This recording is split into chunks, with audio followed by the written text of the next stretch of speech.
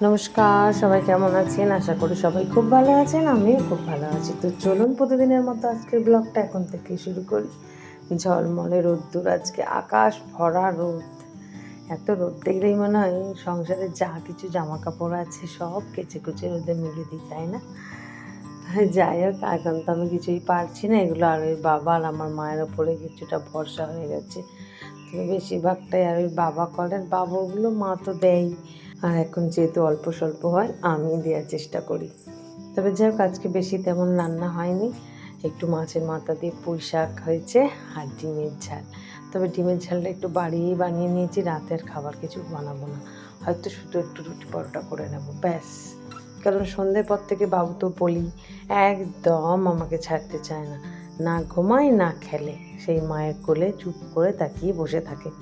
তো সেই জন্য আমি একদম সন্ধ্যাবেলা নামতে পারি না বিছানা থেকে।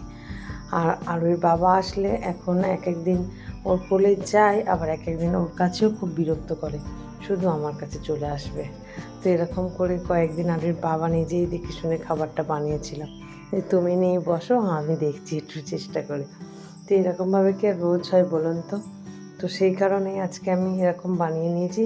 এখন না, একদিন না, প্রায় দিনই আমি এরকম কিছু করে রাখি। তো এখন আমি চলে এসেছি আমাদের পিছন দিকের জানালাটার কাছে। আসলে অনেক দিন থেকেই দেখছি এই কলা পাতাগুলো আমাদের একদম দেয়ালের গায়ে ঝাপসে গেছে, আর অন্ধকারও হয়ে আছে তার জন্য, আর শোঁয়াও হয়েছে। তাই কাকাকে বলে গাছটা কাটাবো। তবে আজকে আর কাটানো হলো না, আজকে শুধু পাতা কটা কাকা পরিষ্কার করে দিল। তো বাবুকে এখন ঘুম পাড়িয়ে দিয়ে আর আমি স্নান টান সেরে নিয়েছি। তারপরে একটু আশপাশের কাজ করেছি, তারপরে স্নানটা করেছি। যাই হোক, চলুন ভাতটা খাই। আর আজকে ভাতের মেন আমার গল্প হচ্ছে এই যে পুঁই শাক। পুঁই শাকের তরকারি হলে একটু মিষ্টি মিষ্টি আমার আর কোনো তরকারি লাগে না, আর সেই কারণে আজকে ডিম বানিয়েছি।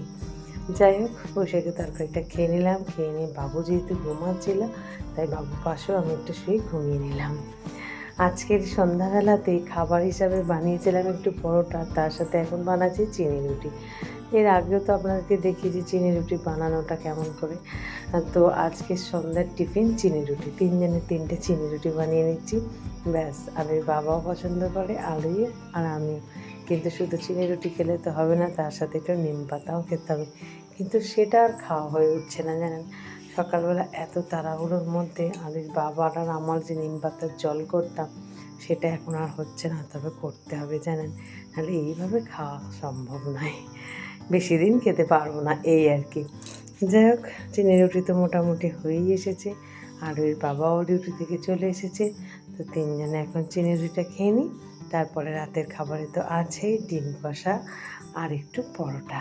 তবে হ্যাঁ, অল্প একটু ভাতও রেখেছি, যেহেতু আমি দুপুরে ডিমের তরকারি দিয়ে ভাত খাইনি, তাই সেই ভাতটুকুনে রয়েই গেছে।